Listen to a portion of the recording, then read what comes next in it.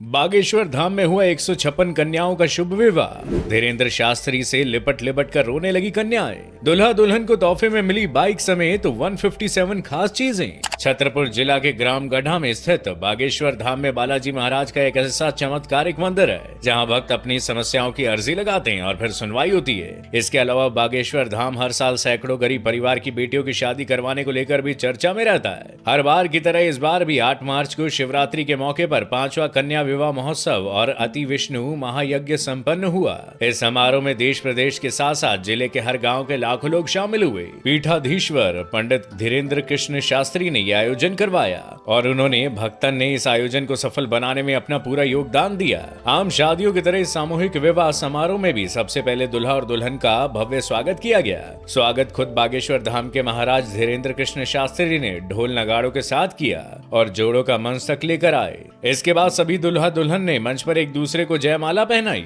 जैसी सभी वर वधू मंडप के नीचे रस्म निभाने पहुंचे तो उन सभी की खुशी का ठिकाना नहीं रहा। इन सभी जोड़ों ने जयमाला कार्यक्रम के साथ ही मंडप में 7 फेरे लेते हुए एक दूसरे को अपनाया और इस तरह पूरे रीति रिवाज से इनका विवाह समारोह संपन्न हुआ। खास बात यह है कि पंडित धीरेन्द्र शास्त्री ने जिन 156 कन्याओं का विवाह करवाया उनमें से 10 कन्याएं दिव्यांग, 24 अनाथ, 10 मातृहीन और 59 पितृहीन थी। लेकिन बागेश्वर बालाजी की कृपा से अब इन सभी कन्याओं ने खुशी खुशी दाम्पत्य जीवन में प्रवेश कर लिया है। इस दौरान दुल्हा दुल्हन को उपहार में घर गृहस्थी का पूरा सामान दिया गया, जिसमें किचन के सामान से लेकर sofa set, cooler, fridge, Ramayan, Gita समेत करीबन 157 प्रकार की चीजें शामिल है। इतना ही नहीं बल्कि इस बार तो पंडित धीरेन्द्र शास्त्री ने सभी नवविवाहित जोड़ों को उपहार में बाइक भी दी है। कार्यक्रम में सभी विवाहित जोड़ों ने बागेश्वर धाम और धीरेन्द्र कृष्ण शास्त्री का धन्यवाद किया। विवाह संपन्न हो जाने के बाद धीरेन्द्र शास्त्री खुद सभी जोड़ों से मिलने और उनके विचार जानने पहुंचे।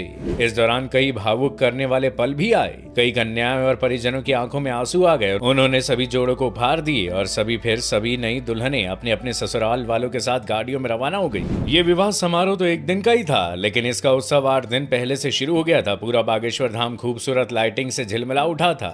आयोजन स्थल पर भी कई दिन पहले से देश विदेश के लोगों की भीड़ जुटना शुरू हो गई थी। बीते 8 दिनों से लगातार धाम पर सांस्कृतिक आयोजन हो रहे हैं और संतों का समागम भी हो रहा था और सभी को बस 8 मार्च का इंतजार था, क्योंकि इस दिन बागेश्वर धाम पर बुंदेलखंड का सबसे बड़ा विवाह महोत्सव होने जा रहा था। विवाह समारोह संपन्न होने के बाद धीरेन्द्र शास्त्री ने कहा कि कई गरीब बेटियों के विवाह की चिंता उनके परिवार वालों को थी, लेकिन इन सभी की धूमधाम से शादी संपन्न हुई। इसमें बुंदेलखंड के निर्धन परिवारों से तो बेटियां थी ही और साथ ही बिहार और भोपाल की भी गरीब बेटियां शामिल थी। अगले वर्ष यानी 2025 में मोटरसाइकिल देने के बजाय जोड़ों की संख्या बढ़ाई जाएगी, क्योंकि जितना खर्च सामग्री में आता है उतने में कई निर्धन कन्याओं का विवाह संपन्न हो सकता है। इसलिए अगले वर्ष 251 निर्धन कन्याओं का विवाह कराया जाएगा। इस विशाल समारोह में मध्य प्रदेश के मुख्यमंत्री मोहन यादव भी शामिल हुए और उन्होंने सभी नव दंपतियों को आशीर्वाद दिया। मुख्यमंत्री डॉक्टर मोहन यादव ने कहा कि कन्यादान सबसे बड़ा दान है। मध्य प्रदेश सरकार भी शादियों के आयोजन कराती है। सरकार की तरफ से आयोजित कार्यक्रमों में बगैर मुहूर्त के विवाह होते हैं और अगर बागेश्वर महाराज सरकार के साथ विवाह आयोजन करना चाहे तो सरकार मदद के लिए सदैव तैयार है। इस सामूहिक विवाह के गौरवशाली आयोजन में शामिल होने का अवसर मिलने से जीवन धन्य हो गया। बागेश्वर धाम में सनातन संस्कृति की झलक देखने को मिलती है। इस भव्य समारोह में शामिल होने के लिए कुश्ती पहलवान दलीप सिंह राणा और खली भी हरियाणा से पहुंचे थे।